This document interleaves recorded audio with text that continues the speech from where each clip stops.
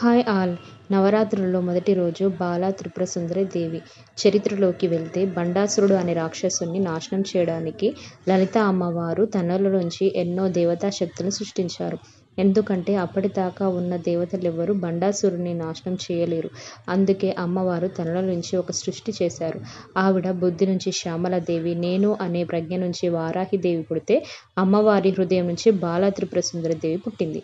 బండాసురుడితో యుద్ధం చేస్తుంటే రెండవ రోజు బండాసురుడు ఏం చేశాడంటే 30 మంది కుమారులను పిలిచి, ఈ విశ్వంలో మిమ్మల్ని సరితూగే వీరులేరెవ్వరు, మీరు వెళ్ళి అత్యంత శక్తులైన శ్యామలాదేవి, వారాహదేవిని, లలిత బాల త్రిపుర సుందరి దేవిని ఈడ్చుకురండి చెప్పారు.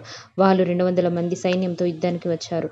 బండపుత్రులు వచ్చారు కదా అని లలిత అమ్మవారు యుద్ధానికి వెళ్తుంటే అప్పుడు బాల త్రిపుర సుందరి దేవి, మీరు ఎందుకు అమ్మా, నేను వెళ్తాను అని 9 ఏళ్ల వయసు గల బాల త్రిపుర సుందరి దేవి యుద్ధానికి వెళ్ళి అక్కడ బండాసురుని పుత్రులైన 30 మంది తలలు నరికి వేసి 200 సైన్యాన్ని కూడా హతమార్చి అందరినీ చంపేసి యుద్ధంలో గెలిచి వస్తుంది.